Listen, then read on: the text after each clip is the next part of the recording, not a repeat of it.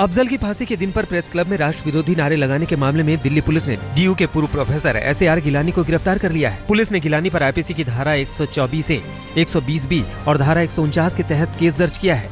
रात करीब 10:30 बजे गिलानी को पुलिस ने पूछताछ के लिए हिरासत में लिया था, जिसके बाद देर रात उन्हें गिरफ्तार कर लिया गया। 10 फरवरी को दिल्ली प्रेस क्लब में जिस कार्यक्रम में राष्ट्र विरोधी नारे लगे, उसके लिए हॉल बुक कराने के लिए प्रेस क्लब को आवेदन गिलानी ने ही अपनी ईमेल आईडी से किया था। डीयू के पूर्व प्रोफेसर SAR गिलानी पहले भी सुर्खियों में रह चुके हैं। साल 2001 में उन्हें संसद हमले के आरोप में गिरफ्तार किया गया था, लेकिन अक्टूबर 2003 में सबूतों के अभाव में उन्हें रिहा कर दिया गया था। दिल्ली की जवाहरलाल यूनिवर्सिटी में विरोध प्रदर्शन का दौर आज भी जारी रहेगा। JNU में छात्र संघ अपने अध्यक्ष कन्हैया कुमार की गिरफ्तारी के विरोध में प्रदर्शन कर रहे हैं, जबकि कन्हैया कुमार को कल दिल्ली की पटियाला हाउस कोर्ट ने 2 दिन के लिए एक बार फिर पुलिस रिमांड पर भेज दिया। 9 फरवरी को लेफ्ट विंग के छात्रों के राष्ट्र विरोधी नारों का एक नया वीडियो सामने आया है, जिसमें छात्र संघ अध्यक्ष कन्हैया कुमार भी साफ दिखाई दे रहा है। दावा किया जा रहा है कि ये वीडियो रायसीना रोड पर निकाले गए मार्च का है। पिछले वीडियो की तरह इस वीडियो में भी जमकर राष्ट्र विरोधी और अफजल समर्थित नारे गूंज रहे हैं। देश भर में आज JNU में लगे राष्ट्र विरोधी नारों के विरोध में बजरंग दल प्रदर्शन करेगा। दिल्ली में भी बजरंग दल के कार्यकर्ता दोपहर 12 बजे JNU गेट के सामने पहुंचकर भी प्रदर्शन करेंगे। तो वहीं पूर्व फौजी भी आज अपने गुस्से का इजहार करने के लिए JNU पहुंचेंगे। एक दिन पहले पूर्व फौजी अमर जवान ज्योति तक भी JNU कांड के खिलाफ मार्च कर चुके हैं। दिल्ली हाईकोर्ट भी आज JNU में लगे राष्ट्र विरोधी नारों के मामले से जुड़ी एक याचिका पर सुनवाई करेगी। हाईकोर्ट से अपील की गई है कि JNU में राष्ट्र विरोधी गतिविधियों के मामले की जांच का जिम्मा दिल्ली पुलिस से लेकर NIA को दिया जाए।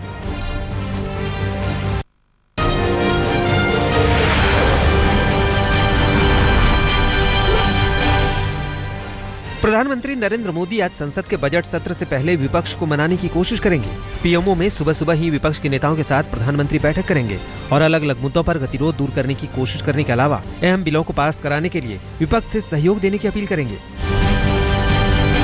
राहुल गांधी के असम दौरे का आज दूसरा दिन है। पहले दिन रैली के जरिए केंद्र पर वार करने के बाद आज राहुल गांधी शिवासागर में पैदल मार्च करेंगे।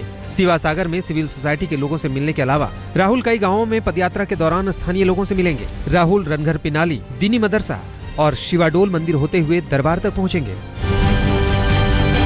आज 8 राज्यों की 12 विधानसभा सीटों पर 13 फरवरी को हुए विधानसभा उपचुनावों के विजेताओं का ऐलान हो जाएगा। इनमें यूपी की 3, कर्नाटक की 3, तेलंगाना, मध्य प्रदेश, महाराष्ट्र, पंजाब, बिहार और त्रिपुरा की 1-1 सीट शामिल है।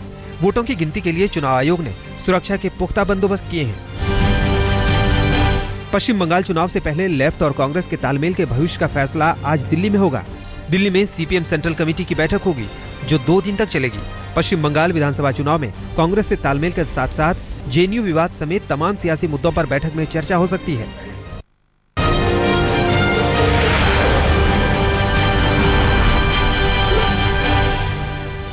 हरियाणा के सामाजिक न्याय और अधिकारिता राज्य मंत्री कृष्ण बेदी एक बार फिर विवादों में हैं। पिछली बार PM के स्वच्छता मिशन को लेकर इन्हीं मंत्री जी की जुबान फिसल गई थी। इस बार मंत्री जी ने अधिकारियों की बैठक लेते हुए खुलेआम एक अफसर को भद्दी गाली दे दी। मंत्री जी ने पहले अफसर से उसकी शैक्षणिक योग्यता पूछी और उसके बाद उसे गाली दे दी। हालांकि जब मीडिया ने उनसे सफाई मांगी तो वो साफ मुकर गए। मुंबई में आज समाजवादी पार्टी की रैली होगी, जिसे पार्टी सुप्रीमो मुलायम सिंह यादव संबोधित करेंगे। रैली का नाम देश बनाओ देश बचाओ रखा गया है। जोगेश्वरी पश्चिम इलाके में होने वाली इस रैली के जरिए मुलायम शिवसेना को जवाब दे सकते हैं। रैली में खास तौर पर उत्तर भारतीयों को जुटाने की कोशिश की जा रही है। पश्चिम बंगाल में मुस्लिम परिवारों की जीवन के स्तर पर एक NGO का सर्वे सामने आया है। रिपोर्ट के मुताबिक पश्चिम बंगाल में रहने वाली 40% ग्रामीण मुस्लिमों की कमाई केवल 2,500 रुपए महीना से भी कम है, जबकि 80% मुस्लिम परिवार हर महीने 5,000 रुपए या उससे कम कमाते हैं।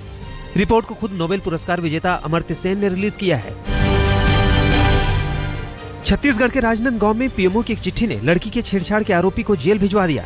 आरोपी 3 महीने से पीड़ित लड़की के मोबाइल पर अश्लील मैसेज भेज रहा था, लेकिन लड़की की शिकायत के बावजूद स्थानीय पुलिस ने कोई कार्रवाई नहीं की। लड़की ने शिकायत PMO को भेज दी, जिस पर PMO ने राज्य के चीफ सेक्रेटरी से जवाब मांगा। तब जाकर पुलिस हरकत में आई और आरोपी सलाखों के पीछे पहुंच गया। बड़े बड़े नेताओं का उड़न खटोला आपने जरूर देखा होगा, लेकिन यूपी का समाजवाद देखिए। बरेली में इस हेलीकॉप्टर में एक टिकट आई, जिसका इंतजार समाजवादी पार्टी के MLC पद के उम्मीदवार घनश्याम लोधी और उनके समर्थकों को था। घनश्याम लोधी का कहना है कि टिकट रात 11 बजे फाइनल हुआ और अगला दिन नामांकन के लिए आखिरी दिन था, इसलिए CM साहब ने हेलीकॉप्टर से टिकट भेज दिया। दिल्ली में आज दिल्ली पुलिस की रेजिंग डे परेड होगी, जिसकी सलामी गृह मंत्री राजनाथ सिंह लेंगे। किंग्सवे कैंप में होने वाले इस कार्यक्रम में राजनाथ सिंह भाषण भी देंगे। राजनाथ सिंह इस कार्यक्रम में जेएनयू विवाद में हो रही सियासत पर भी बोल सकते हैं। पार्टी से सस्पेंड किए जा चुके आरजेडी विधायक राजबल्लभ की मुश्किलें बढ़ने वाली हैं। बिहार शरीफ सेशन कोर्ट ने नाबालिग से रेप के मामले में आरोपी विधायक के खिलाफ वारंट जारी करने के साथ साथ पुलिस को विधायक के घर का सर्च वारंट भी जारी कर दिया। वहीं पुलिस को आदेश दिया है कि मामले में दूसरे आरोपियों की भी तुरंत गिरफ्तारी की जाए। उत्तराखंड में कांग्रेस के नेता लाल बत्ती पर सुप्रीम कोर्ट के आदेश की खुलकर धज्जियां उड़ा रहे हैं। महिला सशक्तिकरण विकास परिषद के उपाध्यक्ष विजय लक्ष्मी गोसाई जब लाल बत्ती और हूटर के साथ ऋषिकेश में एक कार्यक्रम में पहुंची और मीडिया ने उनसे लाल बत्ती पर सफाई मांग ली तो वो उल्टा मीडिया पर ही खींच निकालने लगी। यूपी के कौशाम्बी में किसानों ने सूखी पड़ी नहर में पानी की मांग को लेकर अनिश्चितकालीन धरना शुरू कर दिया है। किसान सूखी नहरों में पानी न छोड़े जाने से नाराज हैं। किसानों ने धमकी दी है कि अगर नहर में पानी नहीं छोड़ा गया तो वो सड़क जाम करेंगे और जेल भरो आंदोलन करेंगे।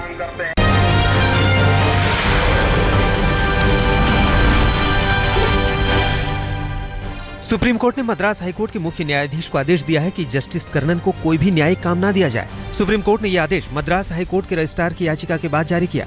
दरअसल मामला जस्टिस कर्णन के ट्रांसफर से जुड़ा हुआ है। जस्टिस कर्णन का तबादला कोलकाता हाईकोर्ट में किया गया था, लेकिन जस्टिस कर्णन ने खुद ही अपने तबादले के आदेश के खिलाफ ऑर्डर पास कर दिया था। रूस के एक मेडिकल कॉलेज में पिछले 4 साल से एमबीबीएस की पढ़ाई कर रही 2 छात्राओं की आग में झुलसने से मौत हो गई। पुणे की रहने वाली करिश्मा भोसले और मुंबई की रहने वाली पूजा अचानक मेडिकल कॉलेज के हॉस्टल में लगी आग में फंस गईं। हादसा स्थानीय समय के मुताबिक सुबह करीब 4 बजे हुआ, जब दोनों लड़कियां जो कि रूममेट थीं, अपने कमरे में सो रही थी। हादसे की खबर मिलने के बाद से दोनों के परिवार में मातम पसरा है। रूस की स्मोलेंस्क स्टेट मेडिकल एकेडमी में हुए हादसे पर विदेश मंत्रालय भी सक्रिय हुआ है। सुषमा स्वराज ने ट्वीट कर 2 भारतीय छात्राओं की हादसे में मौत की पुष्टि की, तो वहीं कुछ छात्रों के झुलसने की बात भी लिखी। हालांकि झुलसने वाले छात्र अब खतरे से बाहर हैं। विदेश मंत्री के मुताबिक हादसे की जगह मॉस्को से 400 किलोमीटर दूर है, जहां भारतीय दूतावास के अधिकारी हर मुमकिन मदद कर रहे हैं। सुप्रीम कोर्ट के आदेश के बाद गोविंदा को संतोष राय से माफी मांगनी थी।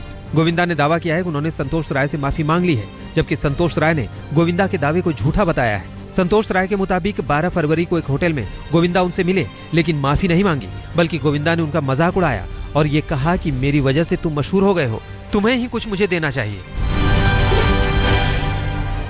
दिल्ली में एक बार फिर रफ्तार का कहर देखने को मिला है। गिटोरनी इलाके में एक तेज रफ्तार i20 कार इस कदर बेकाबू हो गई कि एक खड़ी हुई स्कॉर्पियो गाड़ी को टक्कर मार दी। टक्कर इतनी जोरदार थी कि कार पूरी तरह से पलट गई और कार के परखच्चे उड़ गए। हालांकि गनीमत रही कि इतनी जोरदार टक्कर के बावजूद कार में बैठे 2 लोगों को मामूली चोटें ही आई।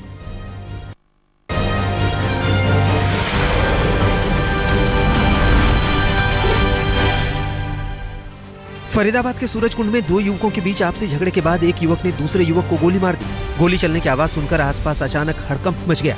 लोगों ने फौरन युवक को फरीदाबाद के निजी अस्पताल पहुंचाया, जहां उसे सफदरजंग अस्पताल रेफर कर दिया गया। घायल युवक के चेहरे पर गोली लगी है, जिसकी हालत नाजुक बताई जा रही है।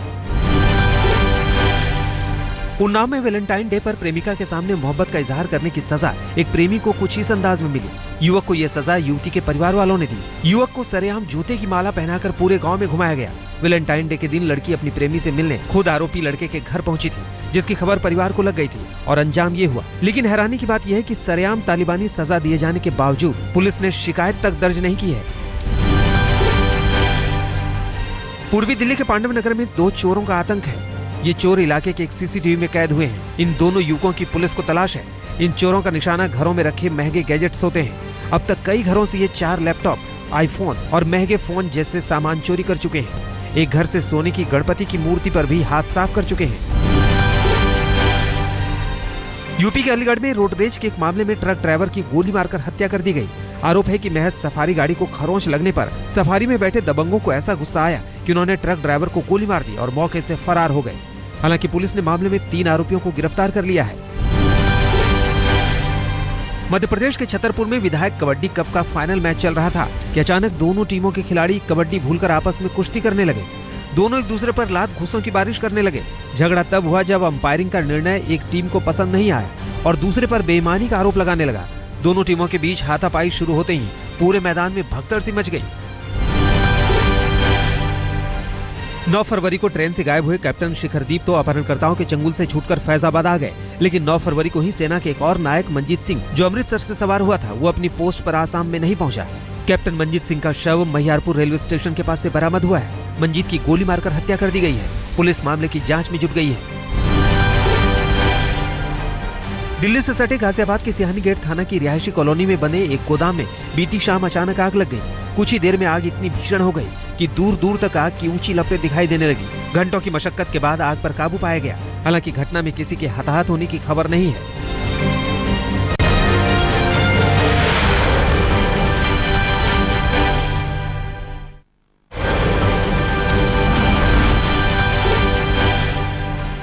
सोमवार को मेक इन इंडिया समिट में उद्धव ठाकरे न केवल पहुंचे बल्कि सीएम देवेंद्र फडणवीस के साथ काफी वक्त भी बिताया।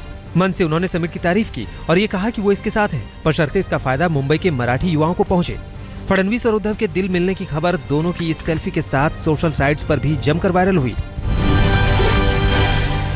मेक इन इंडिया वीक का असर अब दिखने लगा है। अब तक महाराष्ट्र को 6 लाख करोड़ के निवेश का भरोसा मिल चुका है। वहीं सीएम देवेंद्र फडणवीस ने ऐलान किया है कि पुणे को नए एयरपोर्ट की सौगात दी जाएगी। मेक इन इंडिया वीक 18 फरवरी तक चलेगा। एक ऑटो चालक की पिटाई की तस्वीरें मुंबई की है। इसका कसूर महज इतना था कि ऑटो यूनियन का हड़ताल में साथ नहीं दे रहा था। जवाब में यूनियन के लोगों ने इसकी सरेआम पिटाई कर दी। तस्वीरें सोमवार की है, जब परमिट पर अतिरिक्त शुल्क और प्राइवेट कैब पर बैन के मुद्दे को लेकर ऑटो रिक्शा यूनियन की हड़ताल थी। हड़ताल की वजह से लोगों को खासी दिक्कतों का सामना करना पड़ा। 1975 की ब्लॉकबस्टर शोले की स्टार कास्ट बीती रात मुंबई में एक बार फिर एक साथ दिखाई दिए। अमिताभ बच्चन, धर्मेंद्र, हेमा मालिनी और जया बच्चन। मौका था बॉलीवुड की ड्रीम गर्ल हेमा मालिनी की पहली म्यूजिक वीडियो के लॉन्च का। म्यूजिक वीडियो का नाम ड्रीम गर्ल है, जिसके कंपोजर और सिंगर बाबुल सुप्रियो हैं।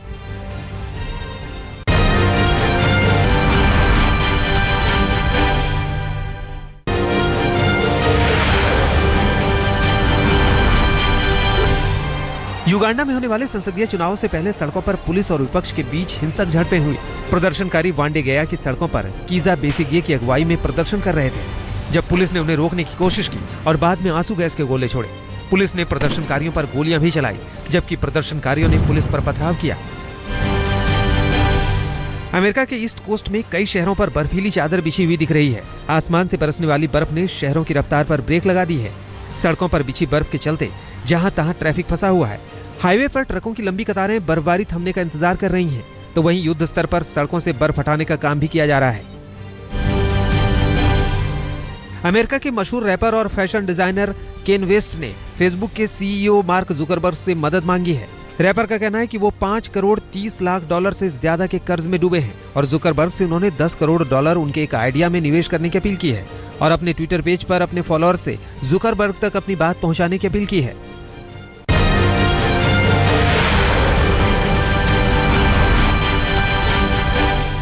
हिट एंड रन मामले में सलमान खान को थोड़ी और राहत मिल गई है। सुप्रीम कोर्ट ने सलमान के खिलाफ जनहित याचिका को खारिज कर दिया है। याचिका में इस मामले की सीबीआई जांच की मांग की गई थी।